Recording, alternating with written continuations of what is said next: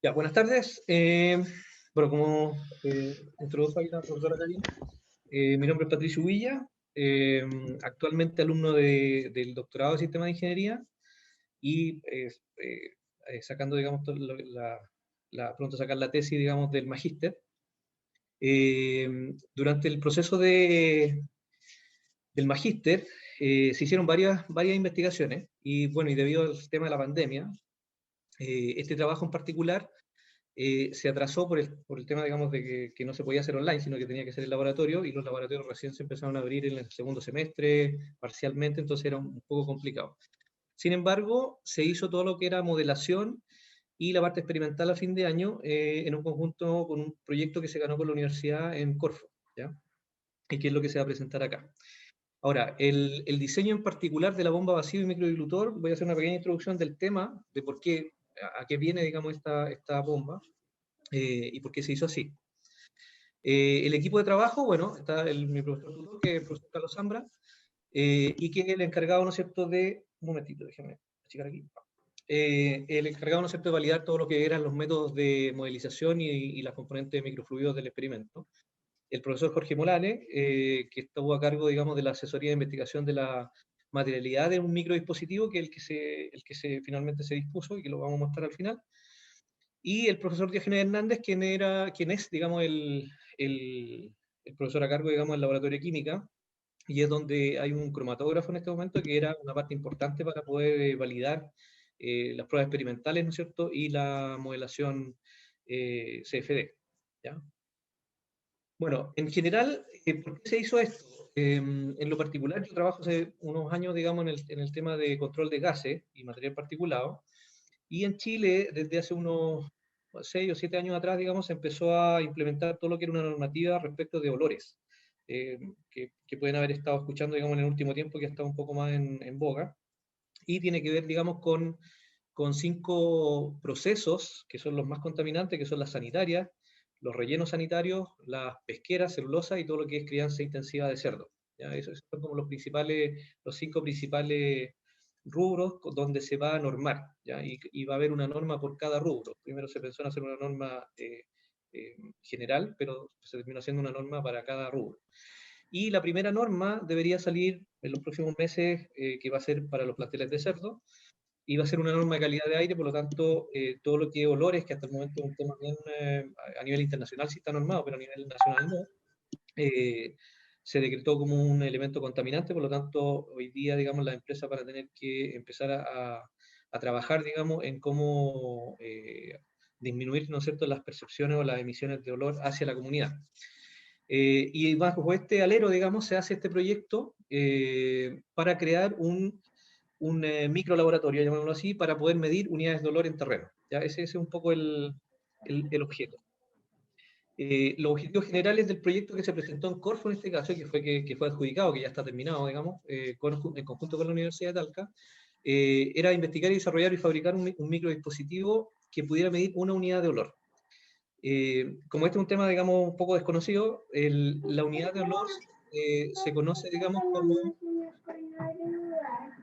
eh, como una percepción, digamos, diferente al aire. ¿Ya? El olfato humano, hasta el día de hoy, digamos, solamente podemos medir si hay presencia o no de un determinado compuesto químico o un olor, pero no podemos medir concentración con nuestras narices. Entonces se inventó hace muchos años atrás la forma de medir olores es diluyendo una muestra, ¿no es cierto?, hasta que el olfato pueda percibir algo diferente, y eso hace que de ahí aparece, digamos, este dilutor, que es el que permite tomar una muestra de aire, diluirlo muchas veces, 10.000, 30.000, 100.000 veces, y ahí poder sacar cuántas son las unidades de olor de la muestra, ¿ya?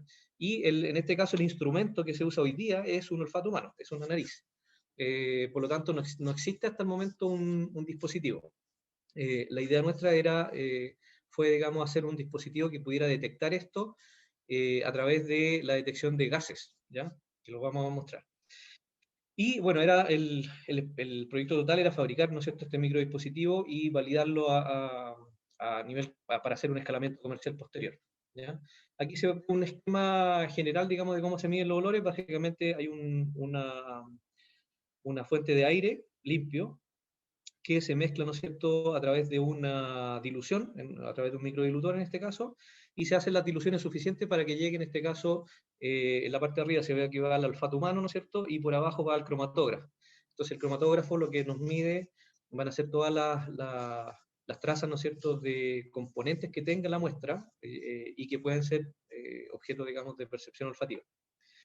Bueno, una de las principales razones de hacer esto, digamos, era hacerlo de bajo costo, porque hoy día un olfatómetro tiene un alto valor, prácticamente cuesta lo mismo que un cromatógrafo, que es un equipo carísimo, estamos hablando sobre los $100.000, $120.000, y por lo tanto aquí se tenía que usar materiales, la idea de usar materiales baratos y conocidos.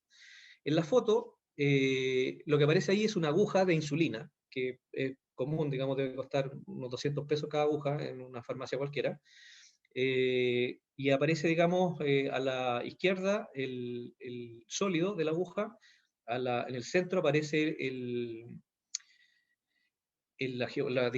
recinto. En el caso de los fluidos, a diferencia de las estructuras, en los fluidos se trabaja con el aire, o sea que es con la parte fluida, no con el sólido. Entonces, en la parte izquierda está el sólido dibujado, que es lo que se utilizaría en la parte estructural, pero de ahí nosotros tenemos que extraer el recinto, que es la parte de aire. Y eso corresponde, digamos, a una aguja real, que obviamente se usó para la parte experimental, que aparece al lado ahí, junto a una moneda de 10 pesos, para que se hagan un poco la idea. El orificio interior de esa aguja tiene más o menos 0,1 milímetro, una décima de milímetro de diámetro interior. Y eso fue lo que se usó en el cálculo en este caso con ANSYS, del dilutor, ¿ya? Para saber a determinada presión, ¿no es cierto?, cuántas diluciones podíamos obtener. Bueno, en este caso, digamos, hay detalles de la malla. La malla, lo único que se tuvo que tener en cuenta es que la aguja, siendo muy diferente al recinto de la base de la aguja, tiene mucha diferencia de medidas, por lo tanto se tuvieron que mallar en forma separada, ¿ya? Esa es la única consideración. Y en el caso de las caras, ¿no es cierto?, esto se hizo a diferentes presiones. Hay estudios previos, digamos, de que la respiración humana debería ser más o menos un flujo de 5 litros por minuto, y por lo tanto, en la parte experimental, digamos, lo que se hizo fue hacer este paso de aire de 5 litros por minuto para simular, ¿no es cierto?, el vacío posterior que iba a succionar de esta aguja que estamos viendo acá. En las condiciones de borde, básicamente la aguja tenía dos openings, digamos, en condición opening, que era, básicamente la aguja no tenía entrada ni salida, sino que tenía condiciones de presión.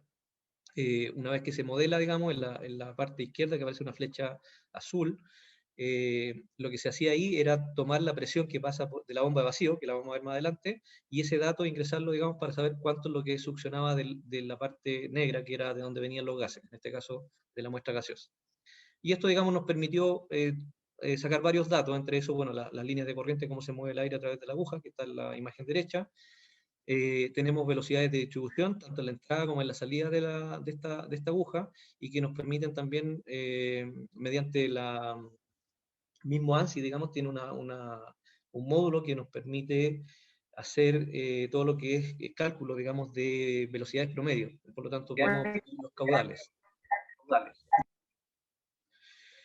Y además, ¿no es cierto?, nos permite un registro de velocidades. Todo esto, bueno, en forma gráfica, digamos, que se ve ahí, pero nos permite también esto calcular, ¿ya? En la izquierda acá nos permite hacer un gráfico, que más o menos son las velocidades promedio a lo largo, digamos, en una línea de control en la salida de la aguja, y esto, digamos, nos lleva a obtener, bajo las condiciones de presión en este caso de 150 pascales, 15 milímetros columna de agua, una succión, ¿no es cierto?, de un flujo volumétrico de 0,12 metros cúbicos por segundo, ¿ya? Que equivale más o menos a los 5 litros por minuto que les comentaba al principio, que es más o menos la respiración humana, ¿ya? Bueno, para que esto funcione, y ya van a entender al final, había que hacer dos cosas, la bomba de vacío y el microdilutor. El microdilutor se hizo con esta aguja, que va dentro de un recipiente, que también lo vamos a mostrar después, y que es donde se hizo la validación experimental. En el caso de la bomba a vacío, se diseñó esta bomba que aparece ahí en la figura, que consiste, digamos, en dos piezas que van en un frame digamos, sellado, y lo que hace es que entra por el lado donde dice 4 milímetros, entra aire comprimido, y sale por el lado contrario, y por el medio lo que hace es una succión, ¿ya? Debido a que hace un efecto Venturi, ¿ya? Ahora, para efectos aquí por ejemplo se ve no sé si se ve en mi mouse el puntero, ¿no? Sí ¿Se ve el se ve, puntero? Patricio. Sí, ya. Ya, en el caso de la izquierda acá se ve el ingreso de aire comprimido. Esa es la única condición de borde que se le hace al modelo. Y esta condición de acá, digamos, es un opening, y este de acá también. Cuando se corre el modelo, efectivamente, digamos, lo que pasa es que el aire comprimido sale, o sea, aquí se forma una corriente de salida, y aquí se hace una succión, por lo tanto aquí entra.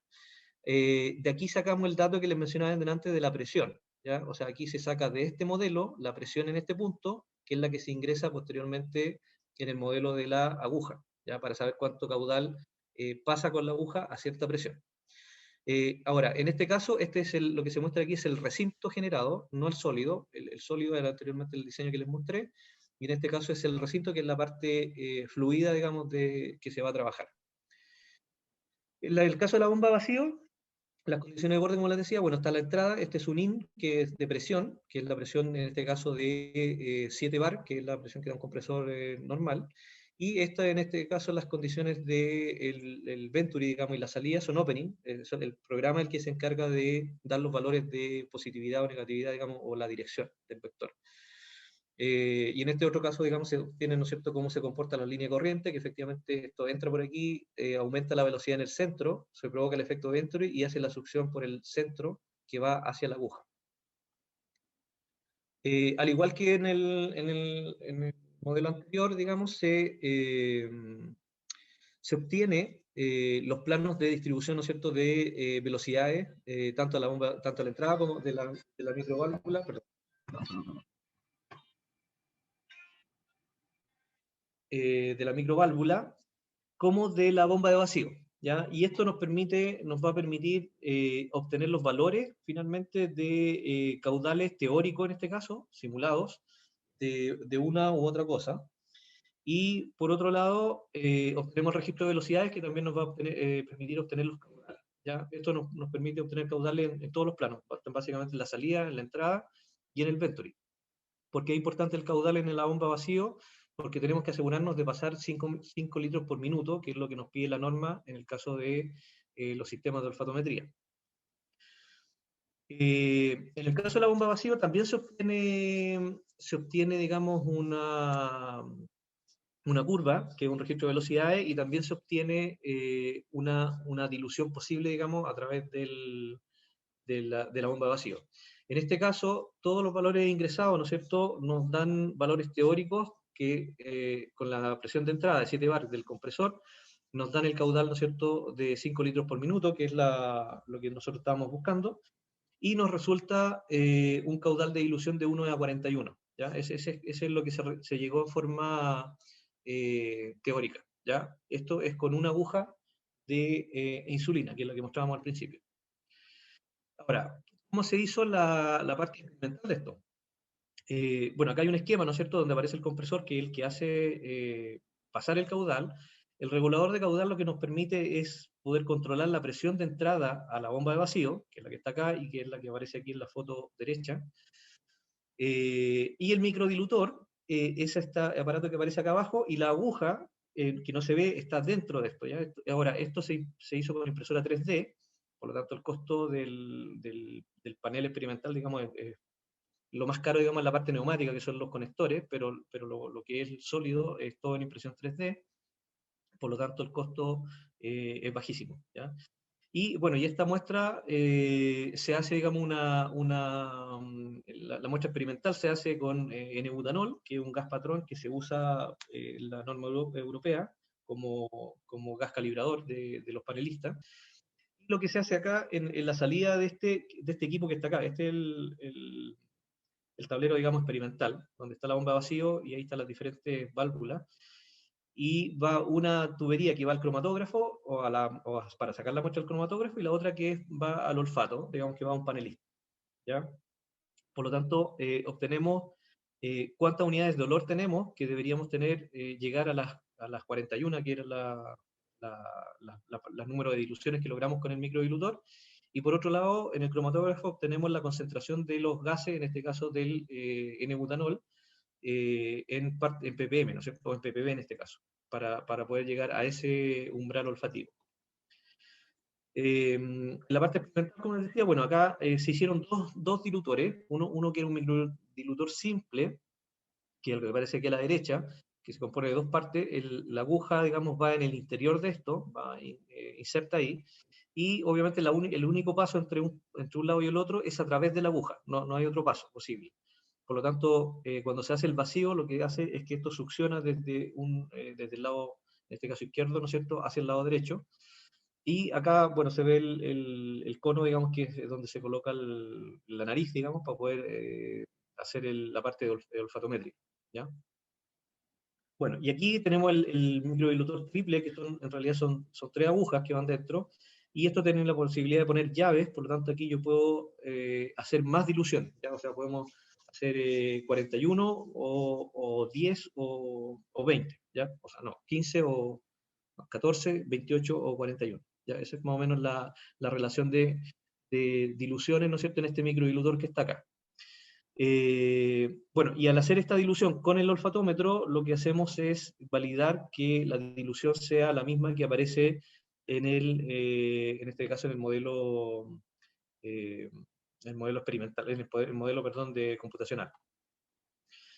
Bueno, como dispositivo final, digamos, se logra, digamos, la bomba vacío va en la parte de acá, aquí tiene una placa orificio, aquí está la bomba vacío, que es la que succiona. Aquí con la placa orificio lo que se hace es que se reemplazó esto, digamos, por la aguja, y permite que se logren diferentes diluciones, digamos, con diferentes estándares para poder saber cuántas unidades de dolor tiene una muestra real, ¿ya? En la parte práctica, todavía no es comercial. ¿Por qué? Porque se logró una cantidad finita de diluciones, ¿ya? Los olfatómetros, que son los instrumentos que están hechos para medir olores, normalmente tienen alrededor de 40 o 50 diluciones diferentes de 2 elevado a n, digamos, o sea, van 2, 4, 8, hasta llegar a 300.000 diluciones. En este caso, con este modelo simple, logramos 5 diluciones posibles, que era uno a 100, uno a 41, uno es a 14 y uno a 28. Por lo tanto, nos faltan muchas diluciones, o quedaría como un instrumento, quedaría debiendo, digamos, si es que la muestra tiene más o menos diluciones que esa, quedaríamos fuera, digamos, de rango. Por lo tanto, por eso es que hoy día todavía no es un dilutor comercial.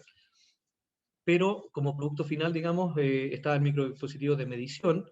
Me voy a devolver un poco. Se me olvidó mencionar, aquí hay un tren de ventilación que se hizo con un Arduino y con sensores RQ, que son bastante económicos. Estamos hablando de que aquí el juego de sensores completo debe costar 30.000 pesos.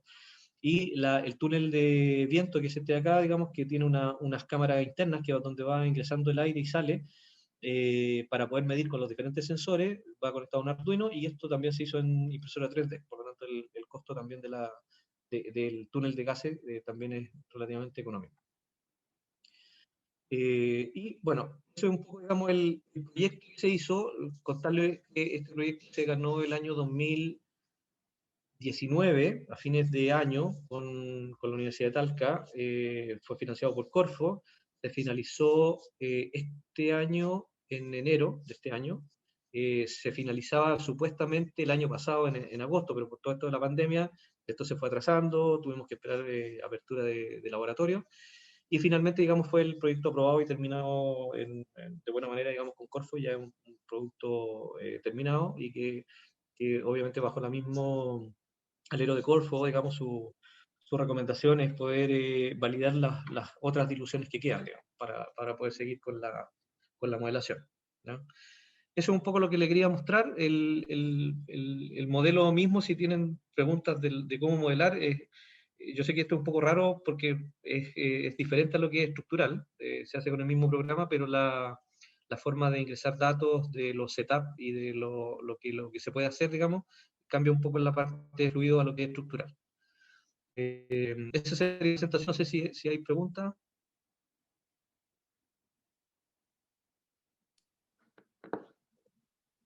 Muchas gracias, Patricio. Hay una pregunta de Ignacio Olavarría. Dice, ¿cómo calibran los sensores, perdón, conectados a Arduino? Ya. A ver, los sensores, depende del sensor. Hay varios sensores que se usaron. Se usaron sensores de... bueno, en este caso se hizo una muestra industrial, ¿ya? Que fue con la empresa AgroSuper, que es con la empresa en realidad con una parte de una de las chimeneas donde salía todo lo que es el cocimiento de los pollos. Y se hizo esta prueba industrial. Y para calibrar, digamos, se usaba, digamos, todo lo que era como se usó el gas patrón como N-butanol. Claro, con el N-butanol solamente podíamos medirlo con un sensor, pero en la prueba grande, claro, todo lo que son sensores, la calibración se hizo con el cromatógrafo. ¿Ya? El cromatógrafo es el que tiene, el que la lleva, digamos, porque ese sí es un cromatógrafo de masa, y por lo tanto ahí teníamos todas las concentraciones de gases patrón. No teníamos todos los gases, obviamente teníamos lo que era sulfídrico, amoníaco, no, perdón, amoníaco no. Teníamos sulfídrico, teníamos algunos aldehídos, teníamos algunos mercaptanos, dimetilsulfuro, y me parece que algunas aminas, como gases patrón. No, no los teníamos todos, pero eran los gases trazadores, digamos, de la muestra, por lo tanto, la mayoría de esos son los que provocaban olor en los gases. En el cromatógrafo, digamos, se lograron obtener cerca de 100 componentes diferentes en la muestra gaseosa industrial.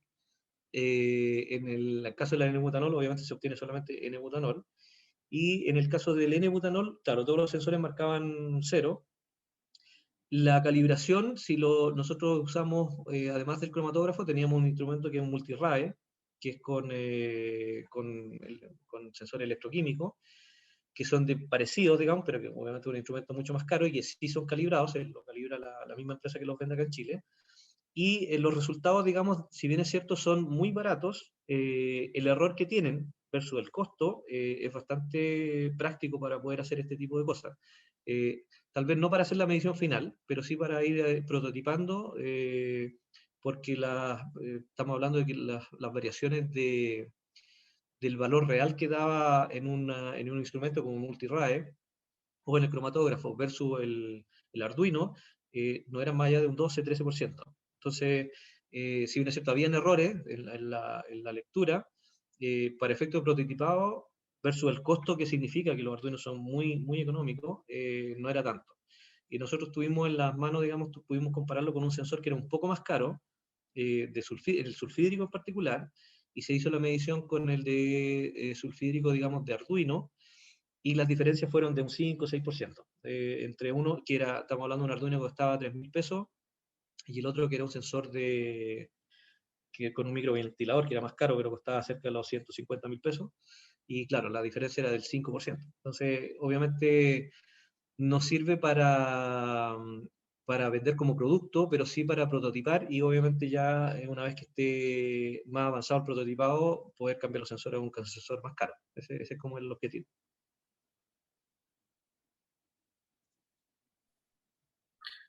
Hola Patricio, ¿se escucha? No sé si me Sí, escuchas. sí, Sí. perfecto. Hola Patricio, ¿cómo estás? Hola, acá, don Carlos, ¿qué tal? Patricio, tengo una duda que quizás sea útil compartirla o dar un poquito más de detalles respecto a lo que hiciste, a la relación entre el trabajo que se hizo en mecánica computacional, en la simulación, y cómo eso te sirvió para llegar al prototipo y conectar tanto la simulación con el prototipado que lo hiciste finalmente, construiste tú el prototipo. Ujú. Entonces, si puedes darnos un poco más de detalle cómo fue que se hizo ese nexo. Sí, a ver, en primer lugar, digamos, nosotros sabíamos algunos datos, o sea, partimos de la base, digamos, el dato de entrada, digamos, son los que se utiliza en el olfatómetro, que es el instrumento que hoy día se utiliza como instrumento industrial. Se alimenta siempre con aire comprimido, de un compresor, digamos, de libre de aceite, pero que obtiene 7 bar. Por lo tanto, teníamos la presión de entrada al sistema, que era 7 bar. Por otro lado, teníamos el dato de salida, que no podía ser más de 5 litros por minuto, o tenía que ser mínimo, o sea, tenía que estar en 5 litros por minuto, porque la norma dice que esa es más o menos la respiración humana, por lo tanto ese es el caudal que tenía que pasar. Entonces partimos de esos datos y se creó una bomba. Ahora, la bomba que mostramos ahí al principio, que es la que aparece ahí, esa bomba, ese es como el quinto diseño, porque en realidad, claro, aquí se está mostrando el resultado final, pero la bomba de vacío, la primera que hicimos, era muy diferente a esta, era más simple. Tuvimos problemas en la impresión y claro, obviamente cuando en el ANSI, digamos, todo funciona, pero cuando lo íbamos a probar, no daba los resultados esperados. Entonces, en esta bomba de vacío sí se logró hacer vacío. Es muy parecida, no es tan parecida, pero sí tiene el mismo principio que las bombas Venturi que están en el mercado normal, solo que esta es más económica. Y es plástica, digamos, la otra la mayoría son metálicas. Como la presión de trabajo no es muy alta, se podría trabajar con paredes gruesas, digamos, de plástico sin problema. Entonces, lo primero que, al tener los datos de entrada de todo el sistema, se pudo hacer el diseño primero en 3D, y a partir de eso empezamos a hacer las pruebas experimentales. O sea, en realidad, ingresar presiones de 7 bar,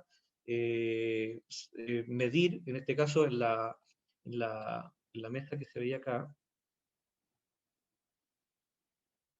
en esta mesa, bueno, aquí si se dan cuenta tiene muchas llaves, y nosotros, por ejemplo, aquí, entre esta llave y esta, colocábamos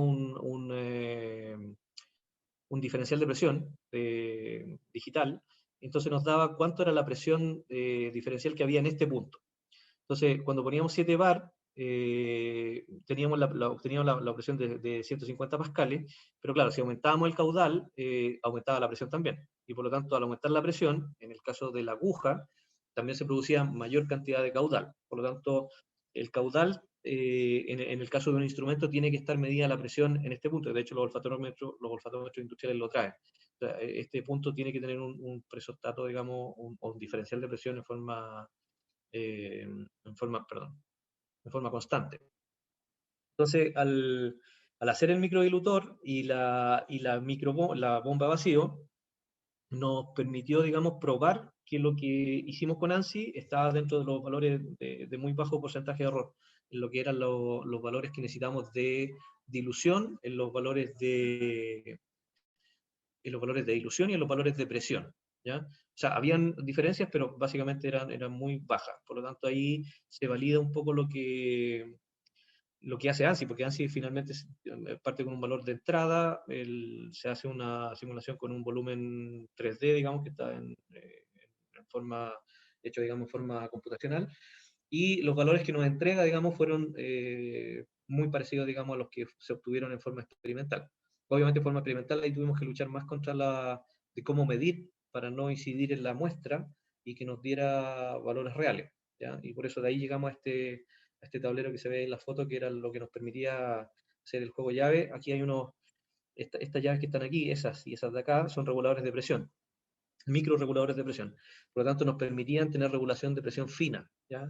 Y con eso podíamos obtener una gama de familias de las diluciones, con una misma aguja, ¿ya? En este caso, la aguja variaba la dilución dependiendo de la presión. Entonces ahí el diseño que se muestra acá es el final, pero en realidad en la aguja, digamos, de hecho, probamos 3 agujas. Las agujas de insulina tienen diferentes diámetros, van de 0,1 a 0,18 milímetros de diámetro interior de la aguja, y también se conseguían diferencias.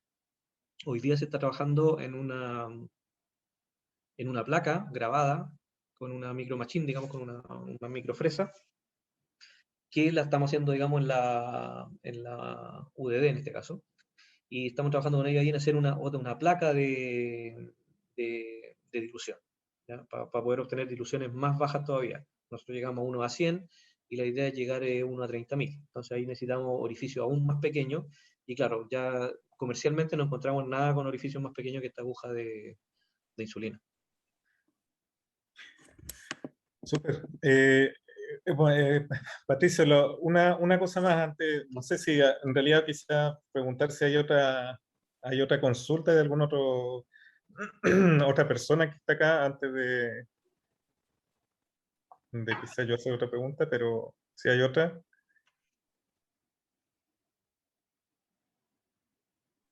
Bueno, mi pregunta era, es para colocar en contexto esto, porque esto va encaminado hacia una patente, o sea, un Sí. invento, un invento tuyo, que sería un producto de esto. Ujú. ¿Cuál, la diferencia? O sea, tú mencionaste $125.000 más o menos que vale una Ujú. nariz electrónica, Sí. eso. Y el costo de esto, más o menos, ¿cuánto está saliendo? ¿Estimas tú que saldría lo que estás Ah, construyendo tú?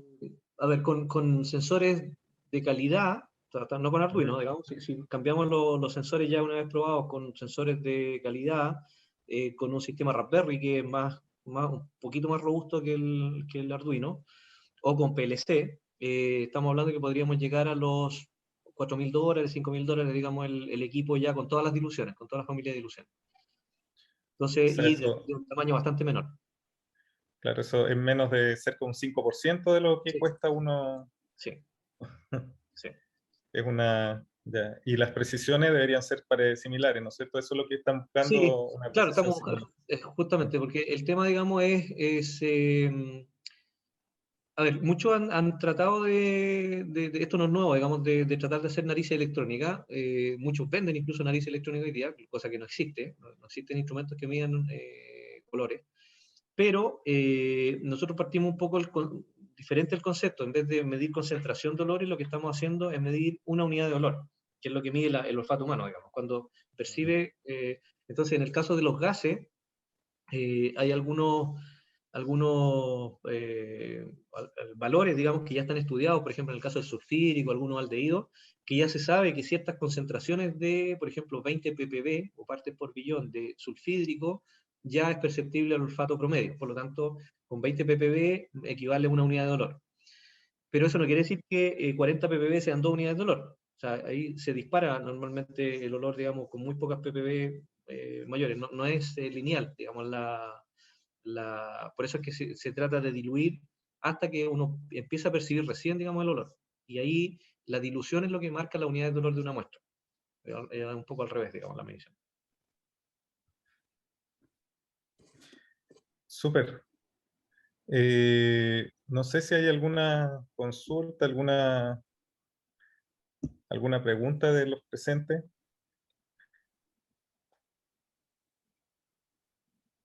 Han venido todos preparados para la parte estructural. Ya Sí, parece. No, pero muy interesante, Patricio. Muy, muy interesante y bueno mirar que no te has quedado detenido en la pandemia. Muy bueno. Sí. Mira, hay una pregunta acá en el chat, quizás es bueno, dice, ¿y el tiempo de vida útil que tendría el dispositivo que que tú estás diseñando Sí, a ver, en comparación con la nariz electrónica que está en el mercado actualmente? sí, a ver, lo único que tiene poca vida útil y depende mucho de la concentración a la que se exponga son los sensores. El instrumento en sí mismo, los dilutores y todo eso, estamos hablando de que son sólidos, por lo tanto son estructurales, no tienen un desgaste por la pasada de aire ni nada.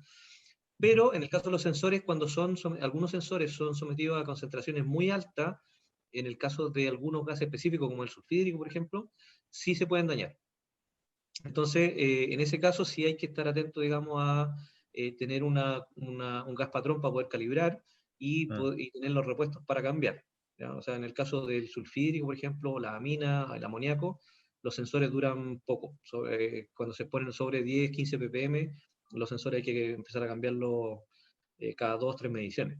¿Ya? Ahora, en el caso de los Arduino, como son baratos, cuestan 3.000 pesos, por lo tanto no podrían cambiarse una vez al día, digamos, y no pasa nada. claro.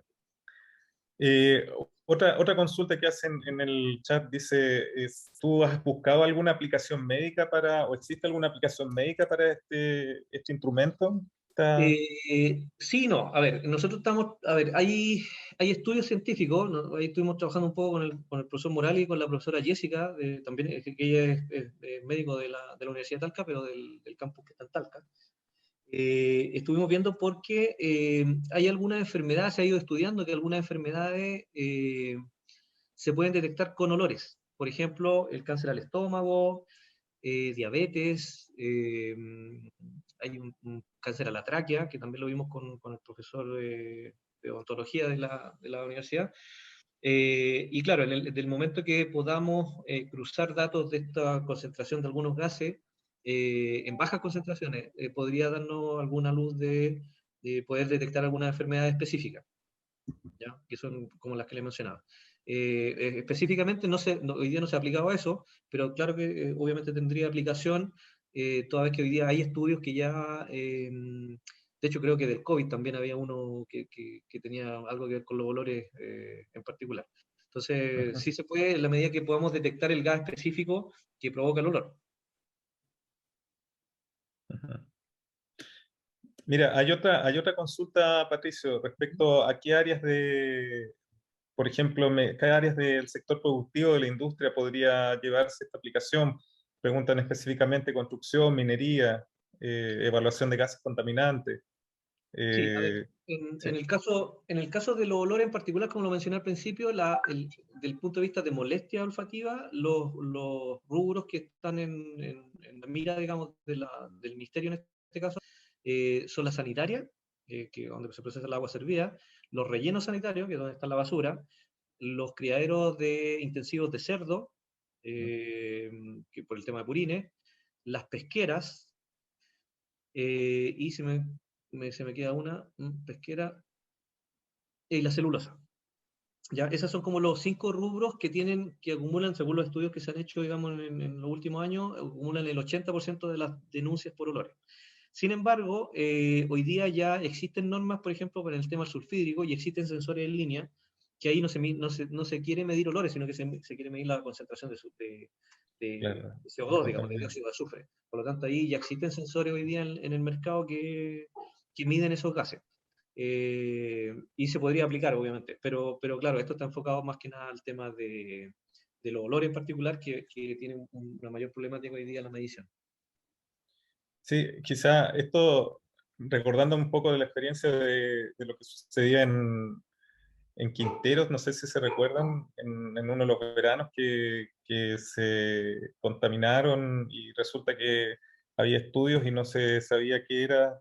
Finalmente era una cosa muy estacional, parece, y que era poco perceptible y que contaminaba a las personas. Y claro, todo era un tema de olor y viajaba por el aire y todo eso. Sí. Era poco perceptible, parece.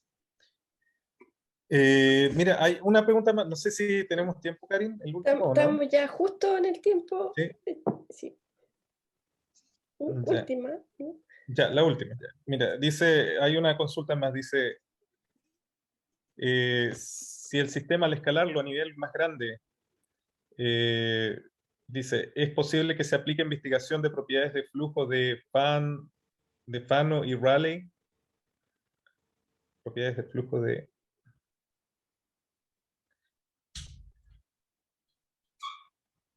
O sea, si se puede escalar, dice el sistema. No Hacia sé, arriba, no, no. no. ¿Sí? O sea, lo que pasa es que